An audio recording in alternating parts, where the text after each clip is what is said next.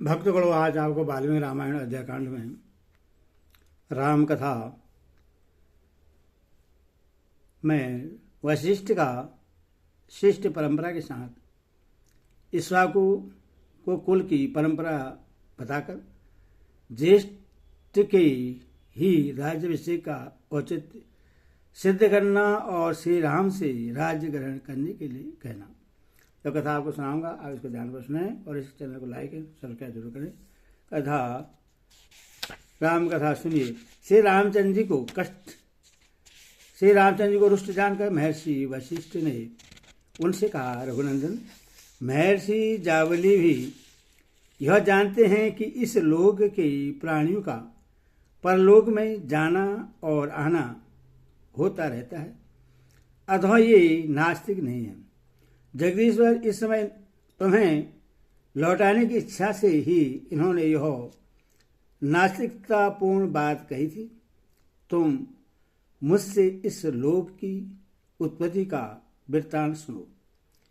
सृष्टि के प्रारंभ काल में जब कुछ जलमय ही था, उस जल के भीतर ही पृथ्वी का निर्माण हुआ। तदंतर देवताओं के साथ स्वयंभू वर्मा प्रकट हुए। इसके बाद उन भगवान विष्णु स्वरूप ब्रह्मा ने ही 12 रूप से प्रकट होकर जल के भीतर से इस पृथ्वी को निकाला और अपने कीर्तात्मा पुत्रों के साथ इस संपूर्ण जगत की सृष्टि की। आकाश स्वरूप परम ब्रह्मा परमात्मा से ब्रह्मा जी का प्रादुर्भाव हुआ है, जो नित्य सनातन एवं अविनाशी है। उनसे मरीचि उत्पन्न हुए और मरीचि के पुत्र कश्यप हुए। कश्यप से विवस्वान का जन्म हुआ। विवस्वान के पुत्र साक्षात व्यवस्थ मनु हुए, जो पहले प्रजापति थे।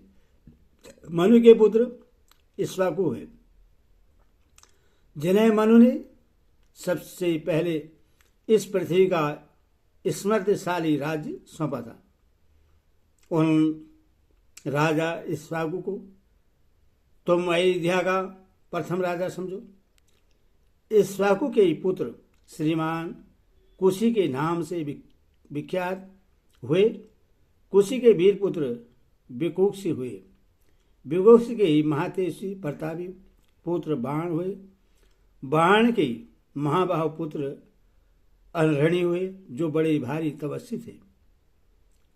सत्पुरुषों में श्रेष्ठ महाराज अरणि के राज्य में कभी अनावृष्टि नहीं हुई, अकाल नहीं पड़ा और कोई चोर भी नहीं उत्पन्न हुआ।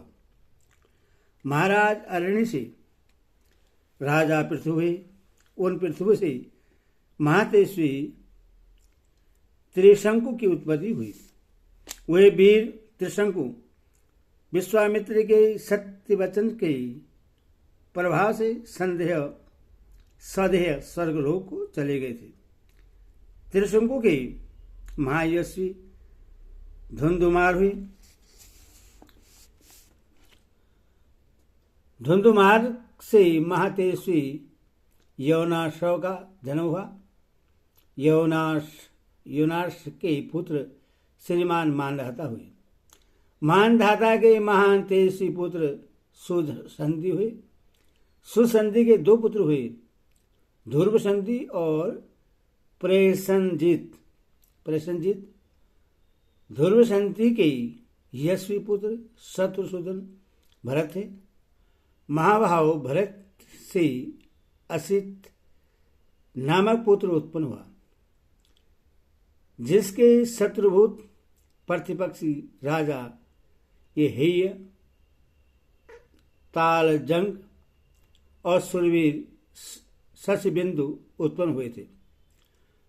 उन सब का सामना करने के लिए सेना का व्यूह बनाकर युद्ध के लिए डटे रहने पर भी शत्रु की संख्या अधिक होने के कारण राजा असित को हार कर परदेश की शरण लेनी पड़ी। वे रमणीय शैल शिखर पर प्रसन्नतापूर्वक रहकर मुनिभाव से परमात्मा का मनन चिंतन करने लगे। सुना जाता है कि असित की 2 पत्नियां गर्भवती थी। उनमें से एक महाभागा कमल लोचन राजपत्नी ने उत्तम पुत्र पाने की अभिलाषा रखकर देवतुल्य तेजस्वी भृगुवंशी च्यवन मुनि के चरणों में वंदना की, और दूसरी रानी ने अपनी सौत की गर्भ का विनाश करने के लिए उससे जहर दे दिया। उन दोनों भृगुवंशी च्यवन मुनि हिमालय पर रहते थे। राजा असित की कालिंदी नाम वाली पत्नी ने ऋषि के चरणों में पहुंचकर उन्हें प्रणाम किया।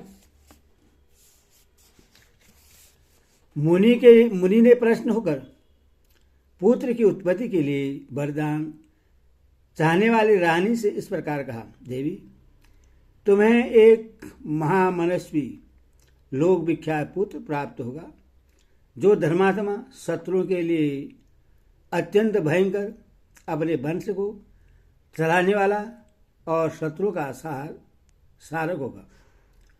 यह सुनकर रानी ने मुनि की परिक्रमा की और उनसे विदा लेकर वहां से अपने घर आने पर उस रानी ने एक पुत्र को जन्म दिया, जिसकी कांति कमल के भीतरी भाग के समान सुंदर थी और नेत्र कमल दल के समान मनोहर थे।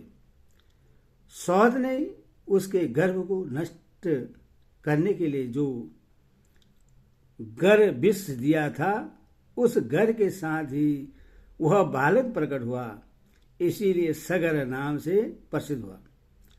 राजा सगर वही हैं जिन्होंने पर्व के दिन यज्ञ की दीक्षा ग्रहण करके खुदाई के वेग से इन समस्त प्रजाओं को भयभीत करते हुए अपने पुत्र द्वारा समुद्र को खुदवाया था। हमारे सुनने में आया है कि सगर के पुत्र असमंज हुए, जिन्हें पाप कर्म में प्रवृत्त होने के कारण पिता ने जीते जी ही राज्य से निकाल दिया था। असमंज के पुत्र असुमान हुए, जो बड़े पराक्रमी थे। असुमान के दलीब और दलीब के पुत्र भगीरथ हुए। भगीरथ से काकुस्थ का जन्म हुआ, जिनसे उनके वंश वाले काकुस्थ कहलाते हैं। काकुस्थ के पुत्र रघु हुए, इनसे उस वंश के लोग राघव कहलाए। रघु के 23 पुत्र कलमास्पाद हुए, जो बड़े होने पर सांबस कुछ वर्षों के लिए नरभक्षी राक्षस हो गए थे। वे इस पृथ्वी पर सौदास नाम से विख्यात थे। कलमास्पाद के पुत्र संकर्षण हुए। यह हमारे सुनने में आया है जो युद्ध में सुप्रसिद्ध पराक्रम प्राप्त करके भी सेना सहित नष्ट हो गए थे।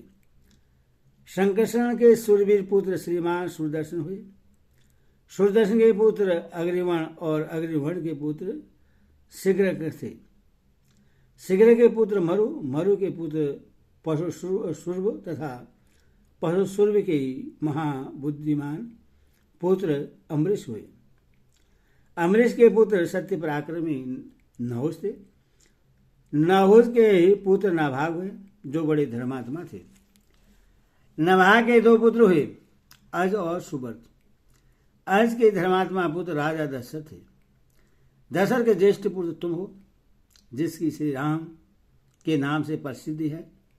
नरेश्वर, यह अयोध्या का राज्य तुम्हारा है, इसे ग्रहण करो और इसकी देखभाल करते रहो।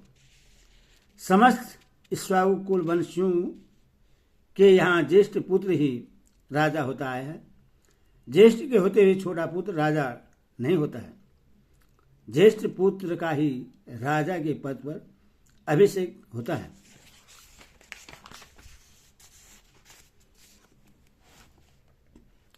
महर्षि श्री राम रघुवंशियों का जो अपना सनातन कुल धर्म है, उसको आज तुम नष्ट न करो। बहुत से अवान्तर देशों वाली तथा प्रचुर रत्न राशि से संपन्न इस वसुधा का पिता की भांति पालन करो। इस प्रकार वाल्मीकि निर्मित 8 रामायण आदि का भी अयोध्या कांड में 110वां सर्ग पूरा हुआ। बोले सियावर रामचंद्र की जय।